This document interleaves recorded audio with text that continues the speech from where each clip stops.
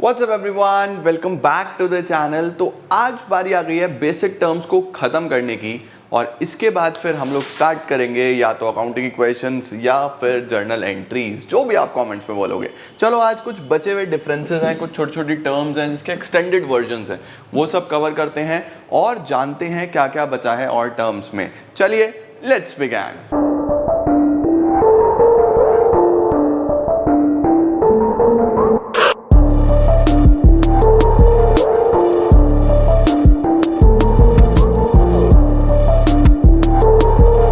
तो शुरू करते हैं हम लोग सबसे पहले डिफरेंस के साथ, जो कि हमारे पास आता है what are the various forms of liabilities. इसको समझने से पहले आपको ये जानना है कि लाइबिलिटी क्या होती है। तो लाइबिलिटी मैंने आपको बताया था कि किसी को भी अगर आपको कोई पैसा देना है, there is any responsibility, there is any obligation, जिसमें आपको किसी का कोई भी पैसा देना है तो उसको हम लाइबिलिटी बोलते हैं। अब लाइबिलिटी में दो प्रकार की लाइबिलिटीज मेनली होती हैं। सबसे पहली जो दो प्रकार हैं वो है इंटरनल एंड एक्सटर्नल। मतलब बिजनेस के लिए ऐसी कौन सी लाइबिलिटी है जो बिजनेस के अंदर अंदर काम करेगी और ऐसी कौन सी लाइबिलिटी है जो बिजनेस के बाहर भी काम करेगी। तो internal liabilities and external liabilities. तो देखो, जो भी पैसा किसी बिजनेस को अपने इंटरनल यूजर्स का देना है उसको हम इंटरनल लाइबिलिटी बोल देंगे, और जो भी पैसा बिजनेस को आउटसाइडर्स का देना है उसको एक्सटर्नल लाइबिलिटी बोल देंगे। इंटरनल में जैसे ऑनर, प्रोप्राइटर, ये इंटरनल यूजर्स ऑफ अकाउंटिंग होते हैं, है ना। इनका जो पैसा देना है बिजनेस ने, जैसे कैपिटल, जो ऑनर ने बिजनेस में पैसा लगाया है वो भी एक लाइबिलिटी है, क्योंकि बिजनेस को तो वो पैसा वापस देना ही है ना। जब भी बिजनेस बंद होगा तो ऑनर अपना कैपिटल निकाल लेगा। तो what is capital? Capital is a form of internal liability. All the amounts which a business entity has to pay to the owner are called internal liabilities। ठीक है, जैसे कैपिटल और इकट्ठा हुए हुए प्रॉफिट्स, accumulated profits। और external liabilities में क्या आ जाता है? एक्सटर्नल लाइबिलिटीज में आता है all the amounts which a business entity has to pay to outsiders। वो सारा पैसा जो बिजनेस एंटिटी को किसको पे करना है? आउटसाइडर्स को पे करना है, are known as external liability. जैसे creditor, bank overdraft, bills payable, outstanding expenses, loans, ये सब बाहर वालों के पैसे देने हैं, इसको हम क्या बोलते हैं? External liabilities. Alright, now we have non current liabilities and current liabilities. और क्या होती हैं? नॉन करंट लाइबिलिटीज और करंट लाइबिलिटीज। अब नॉन करंट और करंट यूजुअली जो डिफरेंस इसमें आता है वो आता है टाइम पीरियड के बेसिस पे। यूजुअली जो हम डिफरेंस करते हैं वो किस बेसिस पे करते हैं? टाइम पीरियड के बेसिस पे। सर टाइम पीरियड का क्या मतलब हुआ? टाइम पीरियड यहाँ पे जो लिया गया है वो यूजुअली 1 ईयर लिया जाता है। अगर कोई भी ऐसी लाइबिलिटी है जो 1 साल के बाद में पे करनी है, 1 साल के बाद, उसको हम बोलते हैं नॉन करंट लाइबिलिटी। मतलब जितने भी लॉन्ग टर्म लोन्स हैं, कोई भी ऐसा पैसा जो आपको किसी बाहर वाले का देना है 1 साल के बाद, वो सब नॉन करंट में आ जाएगा। और 1 साल के अंदर अंदर अगर कोई पैसा देना है, जैसे बैंक ओवरड्राफ्ट, बैंक का पैसा देना होता है, बहुत शॉर्ट टर्म के लिए होता है। कोई क्रेडिटर का पैसा देना है, यानी उधार में माल खरीदा है, भाई 5 साल बाद पैसे थोड़ी दोगे, दे दोगे 2-3 महीने में मैक्सिमम, उसको हम क्या बोलते हैं? Current liabilities. तो those liabilities which fall due for payment in a relatively longer period, normally after more than 1 year, उसको हम बोलेंगे नॉन करंट लाइबिलिटी। और करंट लाइबिलिटी कौन सी है? Those liabilities which are to be paid in near future, that is within 1 year. जो new year future के अंदर अंदर पे करनी है 1 साल के अंदर अंदर, उसको करंट लाइबिलिटी बोलेंगे। Same is the case with assets. Assets में भी ऐसे ही होता है, बट बिफोर दैट इसका स्क्रीनशॉट ले लो।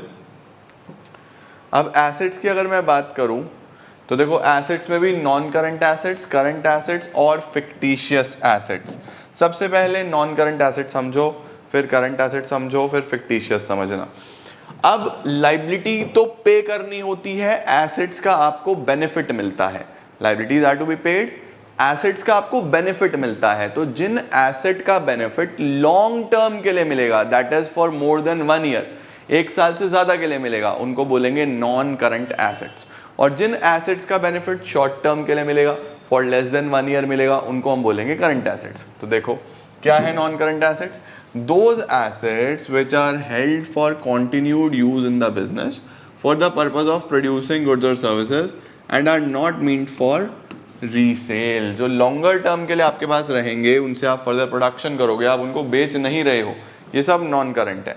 एग्जाम्पल्स क्या क्या आ जाएंगे, जैसे इन्वेस्टमेंट्स हो गए आपके, लैंड बिल्डिंग हो गया, प्लांट मशीनरी हो गया, कंप्यूटर मोटर व्हीकल हो गया, ये सब नॉन करंट एसेट्स हैं। करंट एसेट्स कौन से होते हैं, those assets which are mean for sale और which the management would want to convert into the cash within 1 year, जो या तो आप सेल कर दोगे या 1 साल के अंदर अंदर कैश में कन्वर्ट कर लोगे। जैसे डेटर, पैसा आ जाता है ना हमारे पास, उसके अलावा स्टॉक, बिल्स रिसीवेबल, कैश हो गया, बैंक बैलेंस हो गया, वो आपके सारे के सारे करंट एसेट्स होते हैं। ठीक है।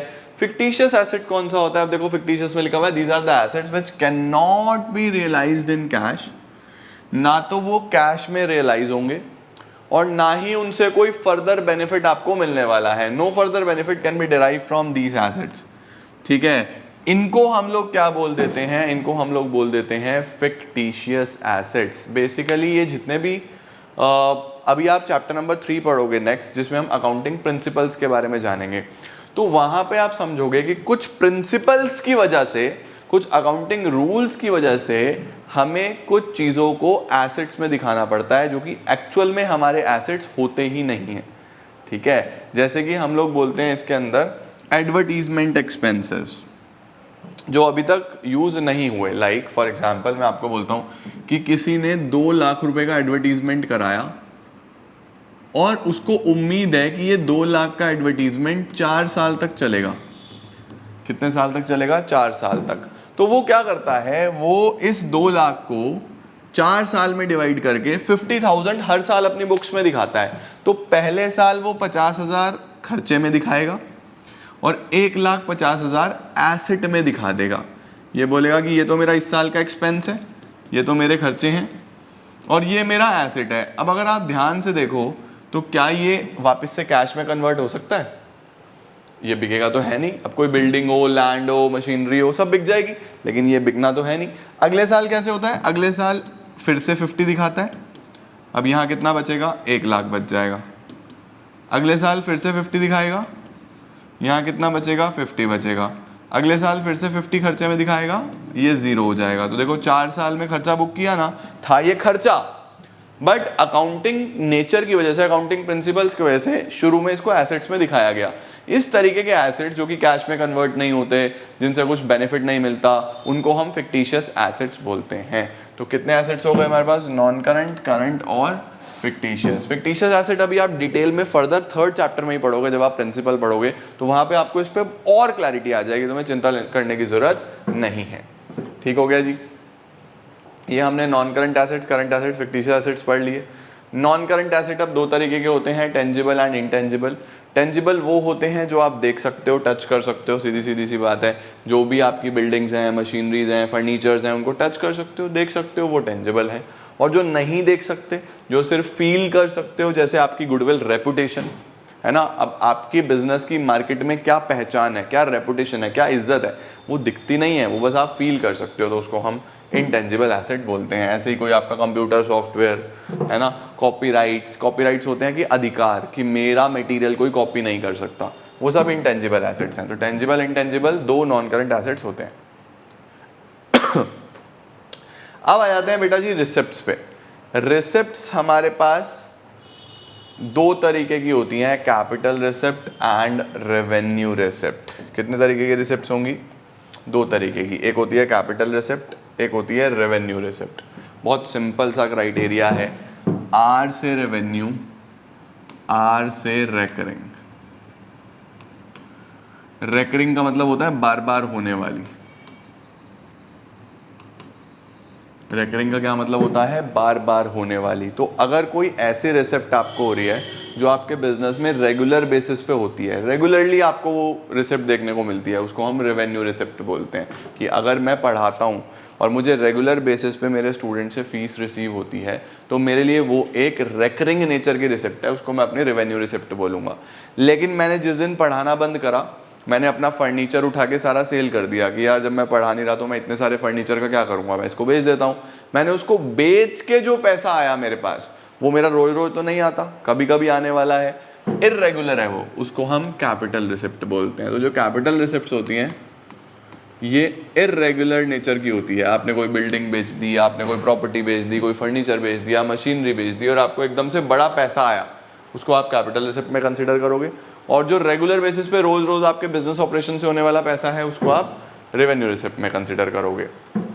ठीक है, it is important to make a proper difference between capital receipt and revenue receipt, क्योंकि जो रेवेन्यू रिसिप्ट है वो प्रॉफिट एंड लॉस अकाउंट में जाती है as a income, capital receipt आपकी बैलेंस शीट में जाती है, जिसकी चर्चा हम अभी फर्दर आगे वाले चैप्टर्स में भी करेंगे। बस मेनली जो आपको याद रखना है वो याद रखना है, कैपिटल रिसिप्ट जो है वो इर्रेगुलर नेचर की होती है, रेवेन्यू रिसिप्ट जो है वो रेगुलर नेचर की होती है। रोज रोज होने वाली आपकी बिजनेस इनकम सब रेवेन्यू रिसिप्ट हैं, कभी कभार होने वाली इनकम सब कैपिटल रिसिप्ट हैं। ठीक है, परफेक्ट है। इसके बाद अगर हम एक्सपेंडिचर्स की बात करें तो same is the case with expenditure. Expenditure यानी खर्चे का भी वही केस है। क्या केस है कि अगर कोई खर्चा आप रेगुलर बेसिस पे, डेली बेसिस पे, रोज रोज अपने बिजनेस को चलाने के लिए करते हो, कोई ऐसा खर्चा जो आप रेगुलर बेसिस पे, डेली बेसिस पे रोज रोज रोज रोज करते हो, तो वो रेवेन्यू एक्सपेंडिचर है। देखो, any expenditure the full benefit which is received during one accounting period, एक साल में उसका बेनिफिट मिल जाता है, जैसे सैलरी देना, रेंट देना, इलेक्ट्रिसिटी बिल देना, वेजेस पे करना, फ्यूल का खर्चा, जो भी रेगुलर बेसिस पे खर्चे होते हैं और उनका बेनिफिट शॉर्ट टर्म होता है, उसको हम क्या बोलते हैं, रेवेन्यू एक्सपेंडिचर। और अगर कोई खर्चा ऐसा है जो वंस इन अ वाइल करना है, कभी कभी करना होता है और उसका लॉन्ग टर्म बेनिफिट होता है, उसको हम कैपिटल एक्सपेंडिचर बोलते हैं। जैसे आपने कोई बिल्डिंग खरीदी, कोई फर्नीचर खरीदा, कोई प्लांट खरीदा, खर्चा तो हो रहा है लेकिन उसका बेनिफिट लॉन्ग टर्म होगा और कभी कभी करते हो, रोज रोज ये काम नहीं करते, कौन खरीदता है रोज बिल्डिंग, है ना। तो ये सब किस में आएगा, कैपिटल एक्सपेंडिचर में आएगा। Any expenditure which is incurred in acquiring और increasing the value of asset, उसको आप कैपिटल एक्सपेंडिचर बोलते हो। ठीक है, एंड रेवेन्यू एक्सपेंडिचर क्या होगा, जो बेसिकली आपका शॉर्ट टर्म रेगुलर बेसिस पे होता है। Now third and the most important one, ये आपके एग्जाम में जरूर पूछी जाएगी, इसको हम बोलते हैं deferred revenue expenditure. Sir what is deferred revenue expenditure? बेटा जी, डेफर्ड रेवेन्यू एक्सपेंडिचर इन दोनों का मिक्सचर है, यानी एक ऐसा खर्चा जो आपके पास रेवेन्यू नेचर का होता है, रेवेन्यू का मतलब रेगुलर नेचर का होता है, रोज रोज करना होता है, लेकिन उसका जो बेनिफिट है, the benefit of which is likely to be derived over a number of years, लेकिन उसका जो बेनिफिट है वो कई सालों तक आपको मिलता है। देखो, रेवेन्यू का हमने क्या पढ़ा, रोज रोज करना है लेकिन जो बेनिफिट है वो भी शॉर्ट टर्म है, ये कभी कभी करना है बट बेनिफिट लॉन्ग टर्म है। अब इसमें क्या बोला, रोज रोज करना है लेकिन बेनिफिट लॉन्ग टर्म है, दोनों का मिक्सचर हो गया या नहीं हो गया, इसको बोला जाता है डेफर्ड रेवेन्यू एक्सपेंडिचर। जैसे एडवर्टीजमेंट, एडवर्टीजमेंट का खर्चा आपको रोज करना है लेकिन एडवर्टीजमेंट का बेनिफिट आपको हमेशा लॉन्ग टर्म मिलेगा। जो कंपनीज मार्केटिंग करती हैं, आप जोमेटो को देखो, कितने सारे एड्स आते हैं, कई सालों से देख रहा हूँ मैं, ऐड आ रहे हैं आ रहे हैं आ रहे हैं आ रहे हैं आ रहे हैं, करते रहते हैं करते रहते हैं करते रहते हैं। रेगुलर नेचर का खर्चा है उनके लिए लेकिन बेनिफिट लॉन्ग टर्म है, काफी लंबे समय तक लोग उनको याद रखेंगे। तो ये हमारे पास क्या होता है, डेफर्ड रेवेन्यू एक्सपेंडिचर, जिसमें दोनों का कॉम्बिनेशन हो, दोनों का ही मिक्सचर हो। ठीक है जी। इसके बाद एक्सपेंसेस इनकम्स हम पढ़ चुके हैं, प्रॉफिट गेन हम पढ़ चुके हैं, परचेज सेल हम पढ़ चुके हैं। ऑलमोस्ट हमारा चैप्टर हो गया है समाप्त। अदर देन दिस बेटा जी, आपको कोई और टर्म में प्रॉब्लम आ रही है, कुछ और नहीं समझ में आ रहा, तो मुझे आप कमेंट सेक्शन में लिखो, मैं आने वाले वीडियोस में उन सभी चीज़ों को आपके लिए कवर कर दूंगा। तो ये था बेसिक अकाउंटिंग टर्म्स, 2 चैप्टर्स हमने अकाउंट्स के पूरे कर लिए हैं। बीएसटी इकोनॉमिक्स भी ऑलरेडी स्टार्ट हो गया है, वो भी बहुत अच्छे फ्लो में चल रहा है। मुझे उम्मीद है आप लोग साथ साथ वीडियोस देख रहे होंगे। वीडियो को लाइक ज़रूर किया करो यार, मुझे बहुत ज़्यादा बुरा लगा टू बी वेरी ऑनेस्ट जब मैंने देखा कि हमारे अकाउंट्स के चैप्टर 1 वाले वीडियो पे ऑलमोस्ट 70,000 व्यूज़ हैं, बट जब मैं लाइक्स जाके देखता हूँ तो बच्चे बस देखते हैं और चले आते हैं, तो दिल से बुरा लगता है यार। ऐसे मत किया करो, वीडियो लाइक कर दिया करो, थोड़ा मोटिवेशन तो मुझे भी चाहिए ना काम करने के लिए, कि हाँ बच्चे अच्छे से पढ़ भी रहे हैं एंड अप्रिशिएट भी कर रहे हैं, तो अप्रिसिएशन तो सबको चाहिए। तो please try to like and share the videos और चैनल सब्सक्राइब जरूर करना। Thank you so much everyone.